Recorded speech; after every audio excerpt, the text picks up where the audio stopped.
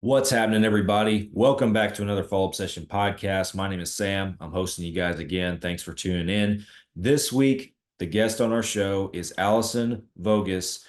She is a huntress from Southern Indiana. She's a published author. She's written children's hunting and outdoor books.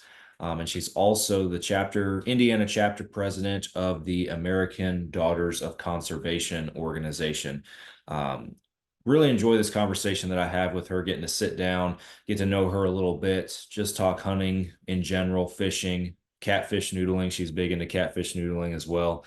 And I got a little bit of an education on how all that works. I'm not a catfish noodler, and I got to learn some stuff that I didn't know about it. So pretty interesting thing. But hope you guys enjoy this great conversation that we have. She's very passionate about just being in the outdoors, being in nature, getting other people out there and sharing her passion and her obsession for hunting and everything that comes with it. So again, hope you guys enjoy this conversation. But before we get there, Fall Obsession Podcast is brought to you guys by Hoot Camo.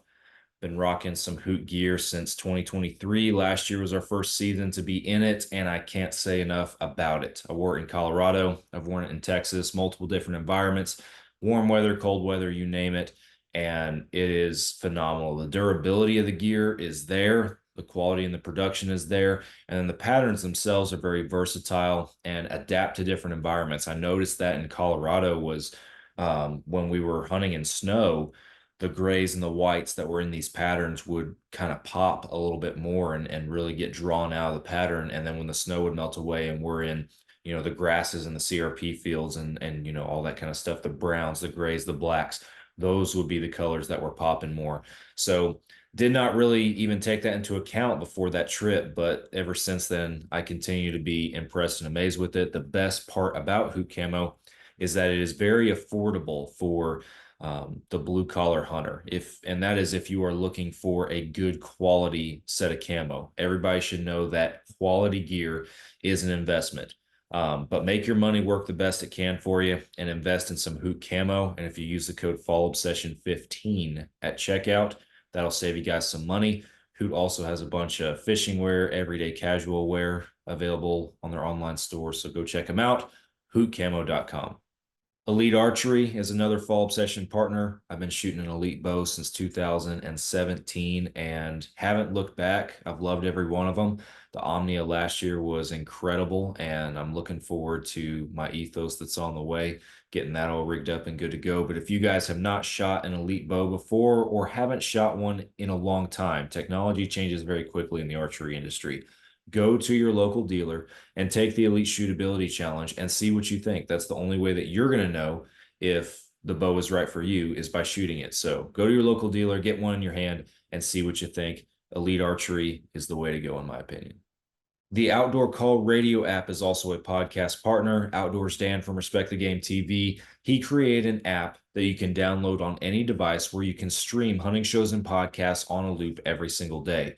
You will catch Fall Obsession podcast streaming on that loop on Mondays. That's the same day as our new publications, as well as tons of other hunting shows and podcasts that we all know and love. So go download the Outdoor Call Radio app today. It is free. You can start streaming immediately.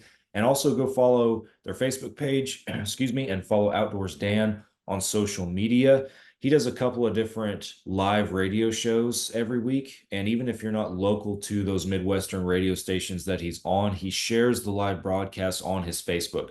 So you guys can catch him from anywhere. So the Outdoor Call Radio app, go download it and go follow them on social media and follow Outdoors Dan. Last but not least, Ridge Rock Hunt Company is also a podcast partner. Derek Eves over there in Mississippi, he books hunts with vetted and trusted outfitters that he has across the country. So if you are looking for that next adventure, perhaps that once in a lifetime hunt that you've been saving up for, then give Derek a call. He'll work with you on all the details and find something that suits you and what you're looking for. Ridge Rock Hunt Company, go check them out. Finally, thank you guys again for listening to another Fall Obsession podcast. Wherever you are streaming this podcast from, be sure that you follow, subscribe, turn the notifications on, all that good stuff, whatever they have available and as an option to you guys. Go check out the website, fallobsession.com. We have a ton of awesome content and educational articles, gear reviews, our shows, our podcasts, our apparel, pick you up some swag. All that kind of stuff is on there. And don't forget about the turkey hunt competition. I know we're getting later into the spring and into turkey season, but the competition is still going, especially for you states that have a later season. We're accommodating you. So if you have not killed your bird, if you still have a tag in your pocket, then go to fallobsession.com and register for the hunt. You have a chance to win cash. You can win memberships. We have gear on the line. We're raffling off a hog hunt. Go pick up a raffle ticket. All that kind of stuff is coming with our turkey hunt competition this year, and it's still going on and happening at fallobsession.com. So be sure that you guys go check that out. Follow us on social media. Go subscribe to the YouTube. And with that, I'm done. We're heading over to the episode with Allison. You guys are listening to another Fall Obsession podcast. Oh, you got her, dude. She's down. Let's go. Dude, I just shot a deer of a lifetime.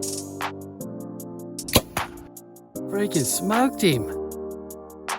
One with nature, and if you're a believer, one with God.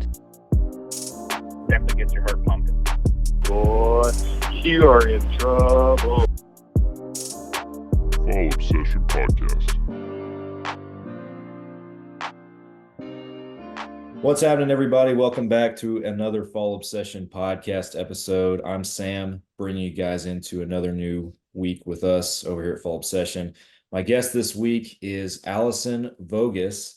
Welcome to our show. Thank you. I'm so honored that you asked me to be a part of this.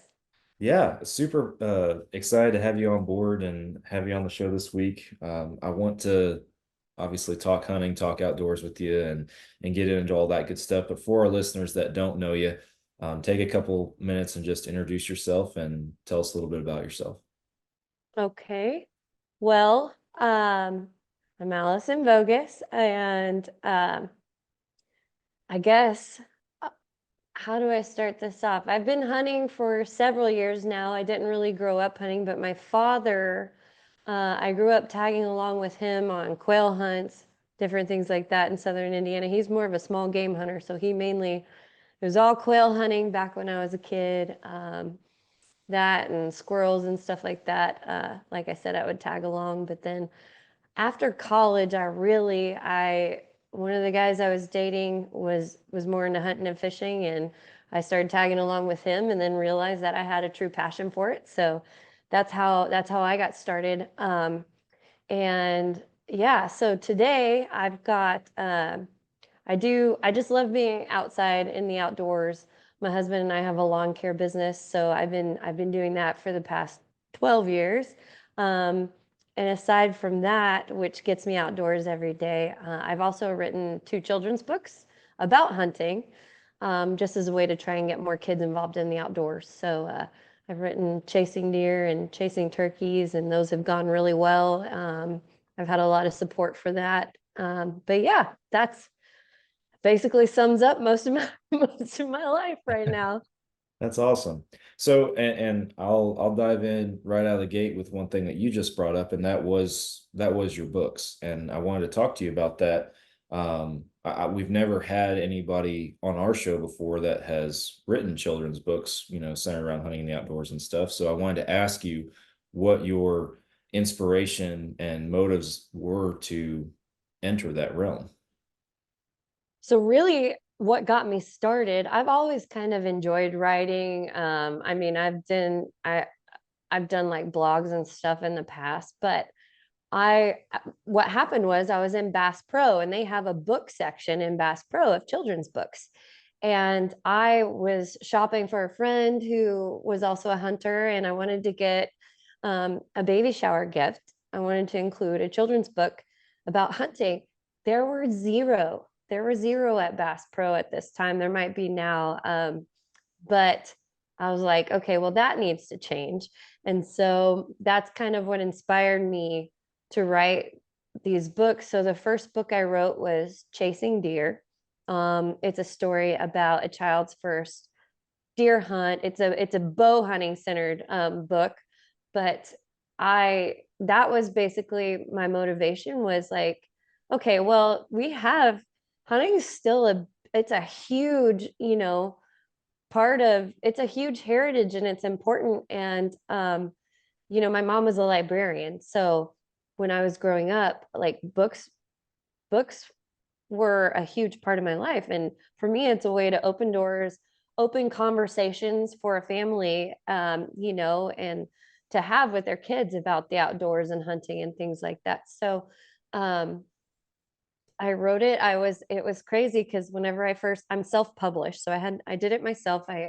Uh, one of my friends I went to college with, she illustrated the book for me. She's very skilled, but it was kind of funny because she wasn't a hunter growing up. She didn't know anything about hunting. So there was a lot of back and forth where I'm like, okay, well, we need to change this or we have to do Yeah. this. And so that was kind of interesting, but she did a fantastic job with the illustrations in this book. And I hid deer tracks in the images. So that way I could kind of like make it interactive and, Yeah. just get kids more interested if they're outside and they're like, oh, that's a deer track. Now they know what it is. But yeah, whenever I first came out with this book, I sold 100 copies in the first 2 days, I think, which is just Wow. wild to me because I didn't know, how it was. It's kind of a sensitive subject because I mean, it is hunting. There is, you know, they do, in the end, the child does get the deer. But so I had to find a way to be sensitive about that.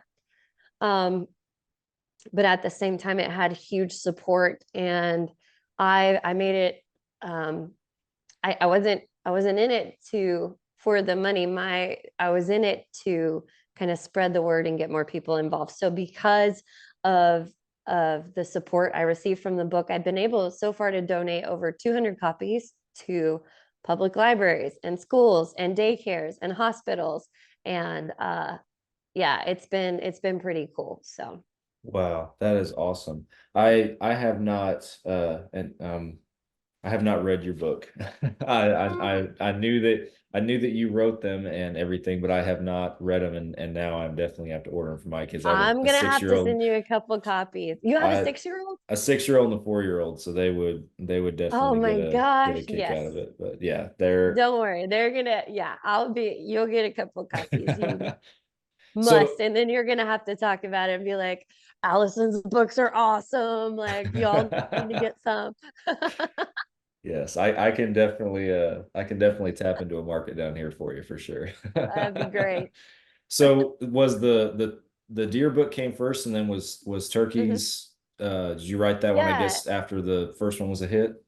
I did. So since the first one worked out so well and people were like, what are you going to write about next? And I was like, okay, so deer is a big one for everybody and I love deer hunting, but turkey hunting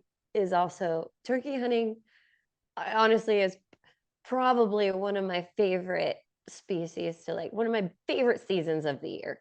And although it's difficult to say because whatever season we're in, I'm like, no, this is my favorite season. Right. Um, but in Texas, I mean, y'all have great turkey hunting down there. Or from what I've heard. Oh yeah. But so what happened was I was like, okay, I think I'm gonna do turkeys next. But I hadn't really, to be honest, it's a lot of work to publish a book. And it and I was like, man, I'm not sure if I'm ready to do this again. But I was actually turkey hunting in Kentucky and uh I was it started raining and it was pouring. I'm like, well, the turkeys aren't going to be coming out anytime soon. So I went and sat in a blind for a while and I was bored. I didn't have anything to do. And so I started writing Chasing Turkeys. And Oh wow. it was perfect then because I literally had been hunting for about a week, and during turkey season. And it just flowed, man. It was just like, I probably wrote that book within the hour and I didn't make, Chasing Deer, I made a lot of changes and things like that, but Chasing Turkeys just poured out. And that's, yeah, within a couple of months I had it out and Wow. available. So That's awesome. Inspired from the field. I like that. That's yeah, awesome. yep. I'm kind of happy for that rain. I didn't get a bird that day, but man, I don't know. I got something better, I guess. But Yeah. yeah, so I don't know if there's going to be a third book. We'll see. Like I said, it's a lot of work. I'm also kind of into fishing, so I've thought about writing one about bass fishing, but we'll see. Yeah. No, that was going to be my next question, is if you had any plans for anything else, but given what happened with the turkey one, I would imagine that, it's just going to come to you, and that sounds Yeah, like it's I'm the hoping. best case scenario. So, Yeah, I feel like when the moment strikes, I'll be ready. I also considered like a waterfowl. I'm sure there's going to be more. It's just like when the moment comes and it's time. But yeah. that's awesome. Very cool. So, on the note of turkeys, one Mhm. quick look at your social media, and it looks like y'all have been having a lot of fun this spring. So, Yeah. what have y'all gotten into this year? Well, turkey season is, like I said, one of my favorites. And I mean, you have a 6-year-old. Have eh, do you have a son? I'm sorry. Is a No, you're 6-year-old? fine. I have a 6-year-old son and a 4-year-old daughter. Not that it matters because I'm all about taking, either or hunting. But and in fact, my first book, Chasing Deer, it looks like a boy throughout all the pictures, but in the end it turns out to be a girl. But nobody really know. I didn't want it to be like, yes, it needs to be about a boy or it needs to be about a girl. I just kind of kept it, Right. whatever. But have you taken him hunting yet, or? I have. So last year was the first year that I ever took him out in the woods with me. And Okay. so I hunt on a lease down here with a good friend of mine, and then both of our dads. And I grew up hunting with my dad. That's how I got into it when I was a kid. So last year was pretty cool. He was 5, and that was the first year that I got to get him out there. And my dad always made a point to go with us too. So we had all 3 generations out there last year, and that was the first time that had ever happened. So that was pretty cool. And I took him out there with me, and I primarily bow hunt. So I went out there, I picked a spot where we were going to see deer, but I didn't have any expectations to shoot anything. I just wanted him to have a good experience. And yeah, he loved it. We saw some deer, and he was all excited. He did as good as you would expect a 5-year-old to do. And Yeah. so from that point forward, the rest of the season, when he would go with me, my dad and I would kind of split him going with one of us. I'd take Yeah. him with me, or my dad would take him a couple times to his stand to let me actually do some real hunting, Mm-hmm. but Yeah. yeah, it was fun. And he's already asking about this year, and he's ready to go out there and do some preseason work. And yeah, he's got the bug Oh, already. So that's so cool because you never know if they're gonna like be into it or not, or just be like, no, I want to go home and it's cold or it's boring or whatever. You just, you don't want to push them into it. But yeah. that's pretty awesome that he's already like excited about it. Oh yeah. Um, but well, so last year we took Sway. I've taken Sway turkey hunting with me since he was 4. He's been because for some reason, like I do better bird hunting midday, afternoons, evenings than I do in the mornings. And like my husband always has luck in the mornings, and I'm like, you know what? You go opening morning. I'll just take Sway and not expect to get a bird, but just take him with me. And so when he was 4 was the first year I took him, and it was fun. We didn't, we saw some turkeys, but we never got close to getting a bird because we weren't blind hunting or anything. I was just, scouting and, trying to see if we could get onto something. But we found morels and it was exciting for him. We had a lot of fun. But last year he was 7, and it was his first year we took him turkey hunting. And my gosh, like I thought it was exciting. Turkey hunting is always exciting just personally, but he got his first turkey opening day of youth. I don't know if we took him youth season or opening day. I think we took him youth season opening day. And that morning we had a tom. He wouldn't commit and come in. But it was still an exciting morning where like we had a hen come right up to our blind, like literally almost touching our blind. And we were surrounded by birds. It was great. But then we went and got lunch, went out that afternoon, and we had 2 toms come in full strut. And they Oh came in man. from such a distance. It was like I think we were all three of us were shaking because we were all in the blind. And it was like, I don't know if Sway was, he kept his cool, but me and Blake were like, oh my God, this might happen. And Sway had been, the thing is, like, he had been practicing so much. Like, he'd been shooting and practicing. Like, we wanted to make sure whenever it was his first hunt that he was ready, that he was going to be able to make an ethical shot. And man, he dropped that bird. It was cool. We had a 410 that he had gotten for Christmas that year. And like I said, he practiced and he did great. So this season, opening morning, this never happens for me. I'm like, of course it happens for him, but the bird, like first thing in the morning, this Tom like flew down, came like straight in. We had another hen fly out, and I was like, I don't know how it's gonna go with this hen, but and there was like kind of a creek. So the hen and Tom were on the opposite side of the creek, and like he was there first coming right in, and I'm like, yes, this is going to happen right away. Well, then that hen came, and I was worried she was going to draw him away, but he ended up crossing the creek and coming straight to the decoy. And yeah, we had to maneuver a little bit. I have a video posted on Instagram of the hunt where like the bird crossed, and like he was moving so fast we couldn't get a shot. We couldn't stop him. We couldn't stop him. And so we had to, how the blind has like your posts and stuff, where he had like the gun was through one window, so he had to maneuver back and then over. And yeah, it got a little wild. We weren't expecting it, but Yeah, we pulled it off. He pulled it off. So I remember I did watch that video. That was pretty cool. I enjoyed that one. well, it's like me and Blake we're both whispering, and I'm like, I don't even know how Sway concentrates, because we're both like, do this, don't do this, do this. And it's like two chiefs in the blind.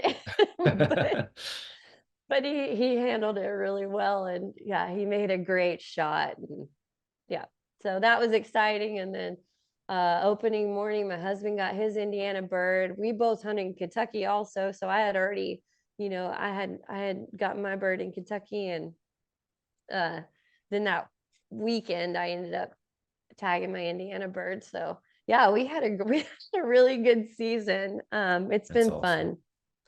I also took a friend out, but she lived a couple hours north of me, and it was a new property. We didn't have any luck, but it was fun. Like, I'm more interested at this point in just taking out a newbie and like trying to get them that experience and feel that excitement, like hearing those gobbles in the morning and then trying to chase the birds or call one in. And yeah.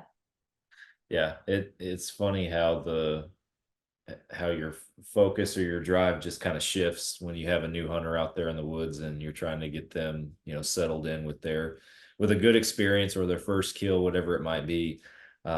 Very enjoyable and just as, if not more, rewarding for the mentor, in my opinion, in those situations. I agree. It's almost better now. Like in probably especially since I typically turkey hunt on my own. So I'm like, it's fun and it's awesome and it's exciting and I am shaking still. But it's wild. But like when it happens, I'm like, but all by myself. And that's different too. Like when you have somebody with you or when they feel those things. I mean, I was with a friend last year. I took her, and I swear I was probably shaking more than she was. And even after she took the shot, after we had recovered the bird, I was still like, my heart was still pounding. It's just, yeah, it's different, but it's such a great experience. So I love it. Yeah, we host a veteran hunt down here in Texas every year, and Nice. it's been really cool.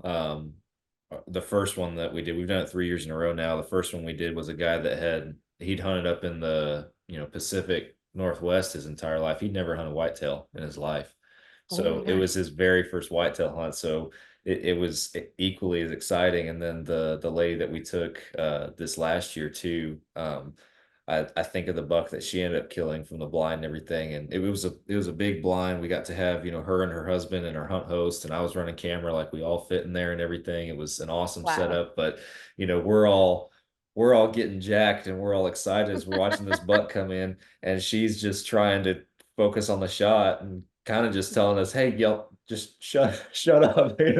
Where's the deer at? Chill out. Just point me at the deer. So it was pretty cool just to watch everybody else's excitement, for somebody else Yeah. that's about to have that big moment. So yeah, Yeah, it's awesome. It's epic. Like it's things that you won't forget. It's memories you will not forget. absolutely. And yeah, I mean, it's moments that shoot, I can't remember like what I did yesterday, but I can remember, this hunt that I was on with this person and what they said and what we did. And yeah, it's Yeah, cool. no, it's awesome. I look forward to it. I look forward to getting my boy out there again this year. I don't know if he'll be the hunter this year, but certainly next year at the latest he'll be pulling a Yeah. trigger. So Yeah. he's I don't excited. rush it because it's like, well, it sounds like he's interested, like you Yeah. said, which is huge, but we've always been, let's not push it. If he wants to, if he shows interest in doing it, then let's go. But Sway hasn't deer hunted yet. This will probably be his first deer season, we're thinking. But we'll see. We'll see what happens when the fall comes. But Yeah. like I said, he enjoyed turkey season a lot the past couple of years. So And might be time. forgive me if you already mentioned it. How old is he? He is 8. He just turned 8. So he 8. was Okay. 7 last year when we started. But and honestly, that's probably not older, but I have friends who they started their kids a little bit younger. Um, our reasoning behind it was we really wanted him to understand like that he was, you're still taking a life. It still needs to be respected. And I feel like kids reach a certain age where they understand it and it's more of a reality for them than just like pulling a trigger and shooting something, I guess. Yeah. But so yeah, 6, we honestly thought about it at 6, and because he'd been hunting, I've been taking him dove hunting. He's been a great retriever during dove season for years.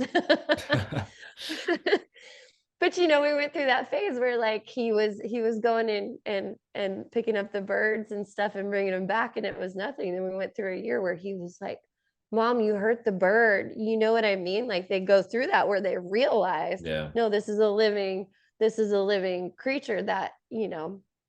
And so then we have those discussions, and so it's all just kind of led up for us to where last year when he turned 7, we felt he was ready, and there was that moment like we were excited, we were all screaming and yelling, and it was great. But we did have that moment where he kind of got upset, and he was like, he realized, and I think I mean, I feel like if you don't feel that moment of, not, it's not even regret, it's just like, man, I did, it's not sad. I don't know how to explain it, but I always have that moment too, where if I kill something and I go up to it, I'm like, oh, but at the same time, it's like, this feeds our family. We eat mainly primarily wild game. Yeah. So, I'm like, I think it's honestly a sign of respect. Like, man, this was a great Yes. animal. I'm sorry to have taken its life, but at the same time, you also have that euphoric feeling of, gosh, this was not easy. Like, I just did that and it's exciting. And at the same time,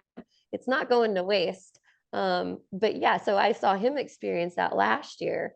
And he kind of, and then he even said, I don't want to do this ever again. And then a couple hours later, he's like, okay. And then this year he was ready again. And he did, whenever he walked up to that turkey this year, he had a moment where he just bent down and kind of like petted its feathers and stuff, Yeah. but he also helped us process it. And like, he's been with us the whole, he knows how it works. And we also are big into like utilizing all that we can from our animals. So Mhm. there's just that respect that we're trying to instill in him. And I think that's important. Yeah, I agree. I know that time will come for my kids too. Mhm. It's not yet because we have a homestead down here, and we live on a Yeah. couple acres and have a couple cows and chickens and all that good stuff. And my Mhm. 4-year-old daughter will tell anybody who comes over to the house that that's our cow Carter, and next year we're gonna eat him. So she's got no problem with it. So it definitely hadn't hit Yeah. her, and from what I can tell, it hadn't hit my son either. So, but that day will come. It will, and it looks different, like with everyone. I think we have the same. We have honestly, ours is a homestead. We raise sheep, so we Okay. have chickens and sheep. Um, and so Sway's been a big part of. Well, the chickens are his, and he has to go collect the eggs and all Yep. of that good stuff. And then he's a big help with the sheep too, when it comes to lambing season and throughout the year. So That's awesome. I feel you. Yep. Yeah, it's a constant grind for sure. Yep. Yes, it is. So outside of Indiana, do you primarily just hunt locally there, or do you travel, hunt anything else anywhere else or anything like that? I do. So I've actually been to Texas once, Okay. twice. I apologize, twice. So once was a sandhill crane hunt, Huh? and that was a really cool experience. Like, gosh, that was wild. Just listening to them in the mornings when it's like dinosaurs flying in. Um, so that was cool. And then I've hunted Texas again on.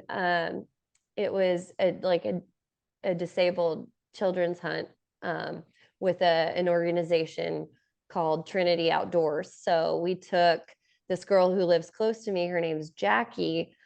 She was injured in a gymnastics accident. Hmm. So she didn't break her neck, but her spinal cord was compressed to where she's now paralyzed. So Hmm. we took her, and another kid down there, and they both got deer, and that was a really neat experience. Like, yeah, it was cool. Other than that, I've hunted several states, more for waterfowl Okay. than anything. And I love waterfowl hunting. I can't say I'm good at calling or anything like that, but what I enjoy about it is I can just hang out in the blind with friends, and then the camaraderie there is like the best part about that for me. So I've hunted Arkansas, North Dakota. Let me see, where else? I hunted Oklahoma for turkeys. I've hunted trying to remember. I went to Canada on a waterfowl hunt, Oh which wow. was really epic. Yeah, I was actually it was with Savage Arms. We were doing, I was a mentor, so I took a friend who had never been on a waterfowl hunt, and we went up there. So if you're gonna experience it, I mean, that's one way to do it. Our Yeah, very first absolutely. our very first waterfowl hunt was in Canada. But yeah, other than that, I fish more states than I do hunt. But I've really gotten into catfish noodling. So for the past 5 years, that's one of my big loves. Um, So I one of was my I was gonna ask you about that, because and this is yeah. coming from somebody I've never done that, and I honestly personally don't know if I will, just because I don't care for the water. And anybody over here at Fall Obsession will tell you how much I don't care for the water, or yeah, Why? What is about the water? I just I don't know. It's the unknown, I guess. Like I Is it won't. like pools or just No, like like rivers and ponds and stuff? like rivers, ponds, oceans, that kind of stuff. That's Okay. my thing. And it's funny because like our staff manager over here at Fall Obsession, he texted me the other day. He's like, "Hey, I got a hookup on what was it, a python hunt and some other fishing trip down in Florida." And I'm like, Yes. "Have fun." Not for me. No, that is my dream. Are Send me you instead. serious? Oh my God, Python hunt is like number one. Yes, I have been trying to go for 2 or 3 years. I was supposed to go with my buddy Josh. Josh Carney. Um, I don't know if you follow him. He's a paraplegic, but he was in an unfortunate hunting accident. Now he's in a wheelchair, but him and I were dying to go on a python hunt. But I love snakes, so Yeah, yeah. I can't do it. Well, I'll talk to Todd and we'll talk after, and maybe you can have my Tell seat. Todd to give me a call if he has a space. If he needs somebody to come along, I am down. Tell him. I will let him know. But no, all that is to say, I just it's I don't know. Water just has never suited me. But I wanted to ask you, since you have experienced noodling, Mhm. what is your draw? What kind of captivated you with that? So when I was in college, which was several years ago, I saw it was a Girls Gone Grappling or something, and where these girls were like getting in the water and getting bit by fish and pulling them out, and I was like, that looks so cool. I have always ever when I was a kid, I would explore creeks all the time and like catch crawdads and stuff like that. And yeah, so I just thought it looked fascinating. I'm like, I totally want to do that. Well, about it might be 6 years ago now. Alyssa Hall, she's down in Alabama. Her and I only knew each other from social media, and then we met at a trade show, and she was like, you know what, you should come down and go with me. And I was like, okay. Yeah. So I did. I met her in Tennessee, and went on my first noodling trip, and uh yeah, I got hooked. I've been hooked since, and it's illegal in Indiana, so I can't even noodle in my own state. um but you can in Kentucky and Illinois, Alabama, Tennessee, Texas. Yeah. But yeah, so I've really gotten into it. I've made a lot of friends. I take a group of girls every year. I take a group of 12 girls who've never gone before, take them out in Illinois. So it's a good time. I don't know what's so addicting about it. It's just a rush, and you Yeah. can't really get that hurt, honestly. Like you can break a finger or wrist or something, but other than that, it's not, I've got some scars, but they heal real. Like the catfish have like a sandpapery kind of mouth. I don't know, you've probably caught catfish before, Yeah. but so when they bite, sometimes they like to roll and stuff. And so, but honestly, it just feels like a sunburn for a little bit, and then you're fine. So Yeah. So um again, complete novice when it comes to that thing. mhm. On social media, you always see majority of the videos start where you've already found the fish, and whoever's noodling's about Right. to go under and get them. How do you find Yes. them? Okay, so there's two different ways you can go. You can find natural holes, which I've done both. So natural hole, I had a buddy who he knew where lots of natural holes were, because he would go and fill up the banks and stuff in different places and find the holes. So you can find them that way. They're usually like, there's holes in the lake. There's like, it's hard to explain, because there'll be like, rocks. Between the rocks there'll be, a hole where catfish will go in. And so what they're doing is, when they're spawning, the male will go in and he'll make kind of a cave, and Mhm. then the female will come in, she'll lay her eggs, and then he will stay and guard and protect the eggs until they hatch. So like, there's root beds, there's all, different types of holes, in the sides, typically, of the banks of a river or a lake is where you're going to find those. Otherwise, people make their own boxes, and they'll put these boxes out in the water for the catfish. So then the catfish will go into those. And in those situations, those are safer, because in a natural hole, there's always a chance that if there's an air pocket or something, there might be a turtle or a snake. For the most part, you're not going to find these, but you're definitely not going to find them in a box that you put out, because like I said, they have to have an air pocket. That's usually a huge concern for people, is what if there's a snake in there, or what if there's a turtle, and blah blah blah. And Yeah. that's not something you're really going to find, as long as there's not an air pocket. And even if there was a turtle, if you find a turtle in the hole, you're not going to find a catfish, because catfish will actually especially if it's a blue or something, they'll even like crack a turtle shell. So they have a really strong bite.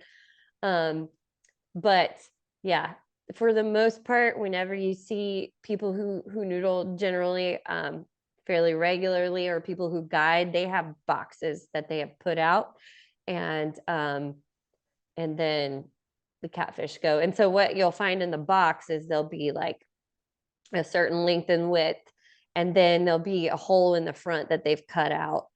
And so, and generally a hole in the back as well, to help like coax the catfish up to the front if you can't reach it, Yeah. because your arm will only go so far. And sometimes the fish wants to bite. If it's a blue, it's probably definitely going to bite. Flatheads will typically bite like once or twice, and then they're done. They'll go hide in like the back of the box. Mm. So sometimes they won't even bite at all. But yeah, it's fun. It's just a neat experience, and it takes overcoming a lot of fears, especially if you have a fear of going underwater, or I mean, you can't see, you're holding your breath, you can't see, Yeah. you're sticking your arm in a hole. The first time's the most terrifying. And then you get more used to it, and then eventually you get to the point where like it's not scary at all. You just go in and get after them. But yeah.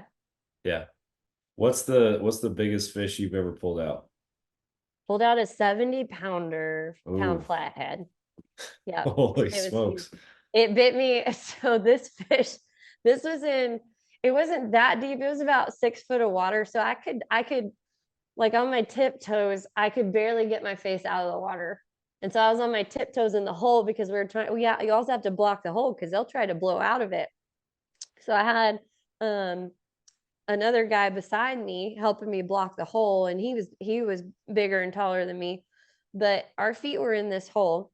This fish grabbed my foot and his foot at the same time and shook us like rag dolls. It was nuts. Like, he was huge. Oh He my. was huge, and he bit me all the way up to my elbow.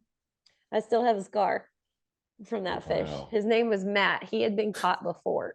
So another thing is, we don't keep these fish because they're Right. spawning. There's all those eggs. If that fish doesn't stay on the eggs within 24 hours, they can grow like an algae, and those eggs won't make it. So because the fish constantly, their tails are like constantly keeping the water flowing, so Right. that helps them, grow and stuff. But anyway, yeah, so we put him back, but that fish had been caught 2 years in a row, 3 years in a row. I don't remember. But yeah, his name was Matt. He's a Wow. legend. That's a big fish. Holy cow. Yeah, he was huge. That's Uh, interesting. I'm glad you mentioned the part about, putting them back, and the reasoning and the mentality behind that, because, not that y'all aren't obviously enjoying and having fun out there, and like you said, it is an adrenaline rush, but it's there's a purpose behind putting these fish back and everything, and Yes. it's the future of that species is what it is. So that's awesome. Exactly. And it takes, I forget what I read one time, how long I think it's like 10 years for a catfish to reach 25 pounds. So, and I might be wrong, I'll have to Google that again, but it takes several years for a catfish to even reach 25 pounds. So I can imagine how old that fish was that Yeah. I caught. You know what I mean? And and people say they can judge the age of the fish. I don't know what's true and what's not. I just know that those fish have been around for a while. And at the same time, a lot of it's genetics too. So like, we want to continue catching big fish. So you want to put the big fish back, Right. because I think, or what I've heard is, a lot of times, genetics have a lot to do with how big that fish will get as well. Um, and people also say, well, big fish don't taste as good and blah, blah, blah. I've heard that's not true either. Like, catfish are delicious, and it doesn't matter what size they are. But yeah, we definitely are very careful, and with the fish, we try to do no harm to them. Like, and then, keep them reproducing, keep them producing fish for us. And also, there are some, it's not legal in all of the states, and different Fish and Wildlife in the state have reasons they won't. But personally, I think when people are putting out boxes, they're creating habitat for fish to spawn. So I think that really we're helping the fish more than harming the fish. But that's all debatable too. Yeah. But yeah, it's illegal in Indiana, but I'm hoping that might change in the future. I don't know if it will or not, but we here in Indiana, we go noodling for snapping turtles instead. So Oh, so how does that work? so I haven't, this would be my third year snapper noodling, I guess you would call it. I don't know. I've got some friends, they've been doing it for years. And they probably learned it from their parents who learned it from their parents. But what you do is we'll go up the creek banks. And there's a season for it in Indiana, but we'll go up the creek banks and we'll just feel for holes, just like you would for catfish hole. And then we find a hole, you stick your hands in. Typically snapping turtles go in head first when they go into the holes. So you'll feel for the back of their shell and for a tail, and you'll pull them out by the tail. So Interesting. Are they Yep. ever in the opposite direction? Sometimes, yeah. I have not encountered one, but what they'll do is they'll just grab them by the neck, pull them out real fast. Because Okay. you keep so the key is when you're going for snapping turtles, you keep your hand in the mud concealed more. So you're kind of protected, and also I go slow, so I'm trying not to be, you're not just shoving your hand in the hole, feeling around like I would for a catfish. I'm trying to get to bite me. Turtles, you don't want to bite you, Right. like, right? So you're keeping your hands down more in the mud and just kind of feeling around and trying to feel for what might be in that hole. Hopefully it's a turtle, I got you. not a muskrat or beaver or something like that. Yeah. Interesting. See, I learned something tonight. I didn't know about all this. So Yep. Yep. educating me over here. It's a good What time. I know you don't like water, but yeah. I don't know if I'll ever be the one in it, but at least I have a better understanding of it today for sure. I want to shift gears real quick, and I wanted to ask you about it's the American Daughters of Conservation. Is that what it's called? I wanted Yes. to ask you Yep. about that conservation organization that you're involved in and what you guys do over there. Okay. So the American Daughters of Conservation, this started several years ago in Florida. And what it is, it's a women's organization. Our main goal is conservation and also educating women in the outdoors. So as far like so for example, guys, I just feel like not all men, but for example, my husband, he's grown up in the outdoors. He's got like a big community here locally with other men who do like deer camps, turkey camps, stuff like that. Like it's easy for him to find other guys around who want to hunt, want to talk about hunting, fishing, all of that stuff.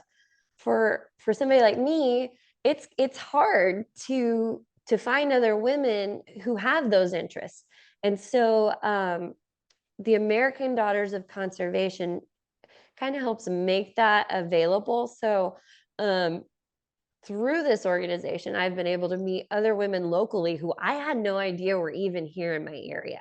And Mhm. now I've made so many new friends. Like it's really connected me to people and brought up opportunities for me to and for them to like hunt or learn about this, or we put on these workshops, or go pull invasive species like plants out of local like state parks and things like that. Like um it's pretty cool. We're in several different states across the US. And our goal ultimately, so we have a yearly membership, veterans and nurses, um, um, what am I trying to say? Like police officers, we offer discounts for different Right. people. But then it's $40 a year to be a part of the organization. That money goes strictly to a land fund. So our goal is to buy land in all 50 states eventually. We have big goals, but to Yeah. buy property in different states to utilize for both conservation and for hunting and events like that for our members. Wow. So and also you get lots of discounts, like different discounts from organizations. We've got some great companies we work with that. But yeah, we offer so many different events like fly fishing. I put on a noodling event, like I said, every year, snow goose hunting, um, alligator hunt, like literally everything you can think of, we do, and it just makes it opens up those opportunities for women who would not have previously had them. So Right. I That's love it. awesome. I've been a member for years, and currently the state president, and I'm loving doing that too and working with my state. So yeah, That's it's awesome. cool.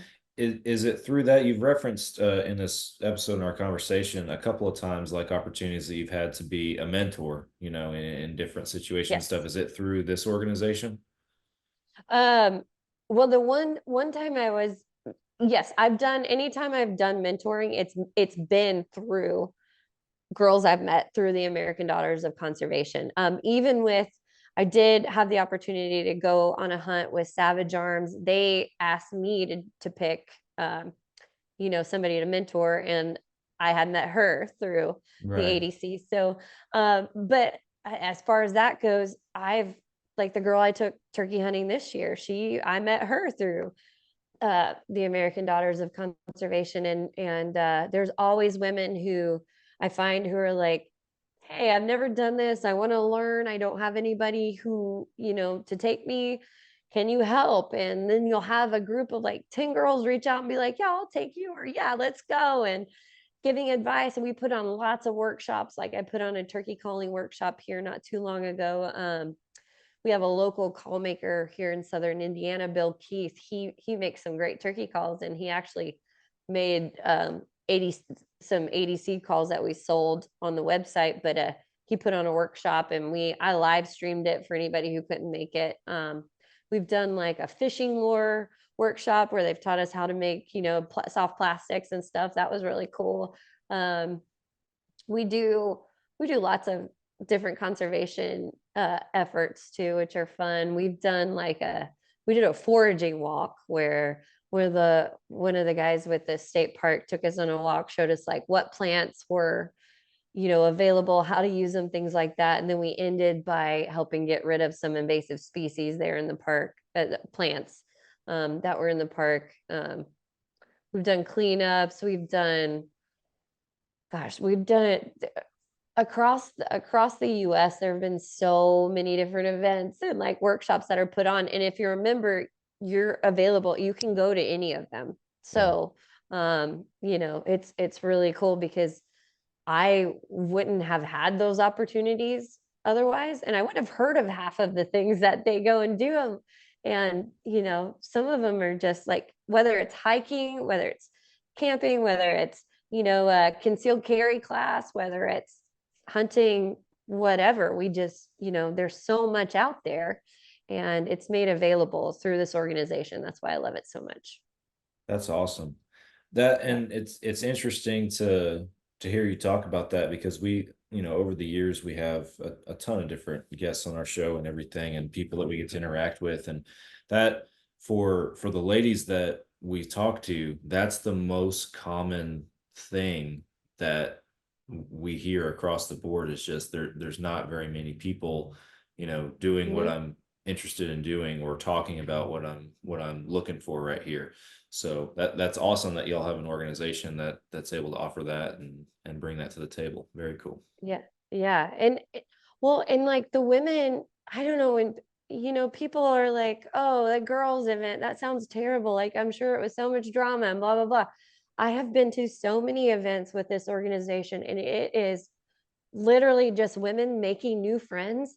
And then you'll see later they've gone on a hunt together, they've gone fishing together, they're in opposite states, like they're Yeah, all over the place. And they're now getting together, finding their own tribe or whatever through this organization, because of this organization, where they probably never would have met those people to begin with. So that's the cool thing. And it's personally, it's been like that for me too. That's how I met Delaney, like we were talking about. And I've met so many women who have just been awesome, and I love spending time with. And I've made some really, really great relationships and great friends because of it. So I'm very grateful for it. yeah. Well, I mean, that's how the greater hunting community should be is, Mhm. you know, excuse me, reinforcing that within, our own masses, if you will, and being Yeah. able to maintain relationships and make those connections and we experience that with everyone within our own organization.